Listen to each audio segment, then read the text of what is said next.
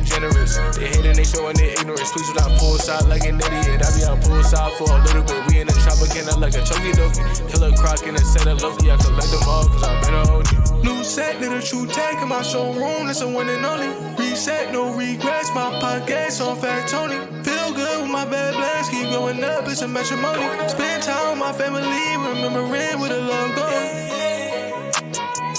Look at my phone, that's 250 to take. I got a Batman who lay. All my NFTs got sway.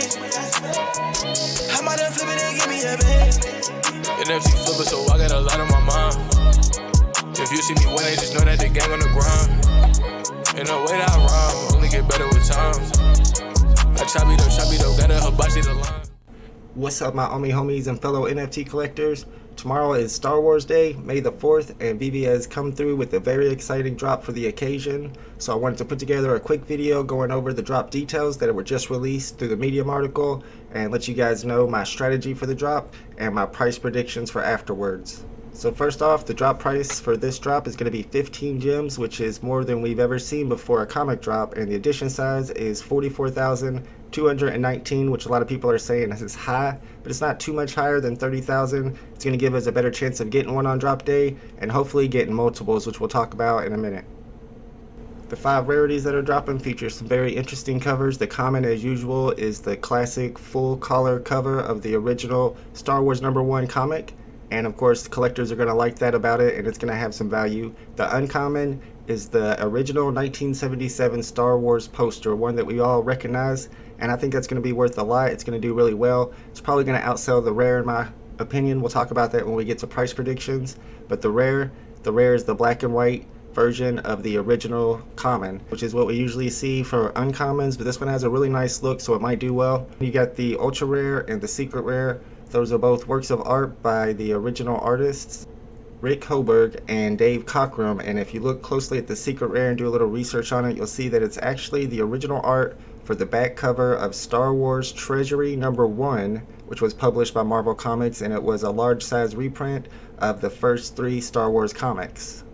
So we've got some very interesting covers for this comic, and there's a different edition size than we're used to seeing when it's separated down between the common, the uncommon, the rare, the ultra rare, and the secret rare, which we'll get into when we go over the price predictions. My drop strategy when going for this comic is going to be what I've been using on comics recently. If you've been watching my live streams, we're going to go with timing when the drop begins. I'm going to watch the timer, and as it counts down, 5, 4, 3, 2, 1, and click. You're going to click 1 second after the timer hits 0. That's the best chance you'll have to get that first box. And I'll be trying to use quick gate, which means that I'll be exiting out as soon as I see processing order in hopes of getting multiple boxes on drop day. Whether you're able to get the drop or not, you definitely want to have a clock pulled up so that you can go for the rebounds. The first rebound on comic drops hit at the 4-minute mark. So 4 minutes after the drop begins, you'll want to go for that first rebound. I try to click in a half a second before that 4-minute mark in order to get my first rebound. After that, they seem to happen every 2 minutes afterwards. So 6 minutes after the drop begins, again at 8 minutes, 10, and 12, and so on. With this being such a high demand drop, I don't expect there to be any rebounds probably after the 8-minute mark. Alright, let's get into my price predictions real quick. This prediction is for what the prices will be around the time when all of the comics are delivered 100% through and the market has settled a little bit. So for the common, I'm guessing that it'll be around 25 gems because it's that nice full color collectible cover. And I think it'll be around 25 gems because the edition size here, although the total edition size is over 44,000, for the commons you have less than 20,000. There's 19,771, and on typical 30,000 edition comic drops, there's usually 21,000 commons. So we have even less here on this drop than we normally do on a 30K drop. The uncommon is coming in at 14,544 editions. That's almost 3 times what we usually see for uncommon editions on a 30,000 edition comic drop. And of course, this is the one with the classic 1977 Star Wars poster. So I think it's going to do really well, even with the high edition size. I'm guessing around 75 gems.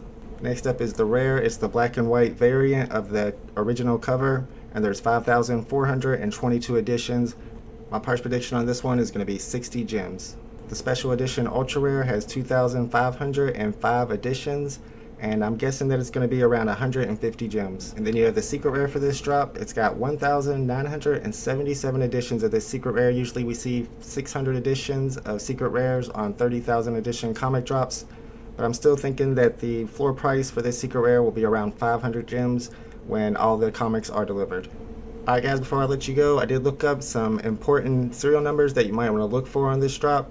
If you guys don't follow DigiKong already, I'll put the link to his Twitter in the description below. He always puts out tweets letting you know some of the serial numbers you need to look for before drops happen. So if you want to write these down, they may have some extra value.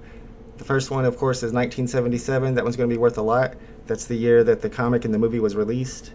And then you have some recurring numbers that a lot of Star Wars fans that are really deep into the movies know about. For example, 2187 is the number of detention cells in which Princess Leia was held. That's a number that recurs over and over, and people keep that in mind, and it's probably going to have extra value on drop day. Some more are 1138, and then you have 327. And then of course you want to look for 2022 because that's the year that the NFT drops, so I always feel like those have extra value. And keep in mind the number 44219. That's how many editions there are for this comic, and a lot of people might not recognize that since it's such a random number, and if they get that on the drop they might put it on the market for floor price, and if you're quick enough you might be able to snatch it up, and it would definitely have extra value. Even the number before that, 44218, is going to have some extra value as well. Alright guys, that's just a quick rundown of tomorrow's drop. Make sure you're prepared, make sure you reset your routers and you reset your device before the drop begins, and I will see you on the drop day live stream. Later and good luck.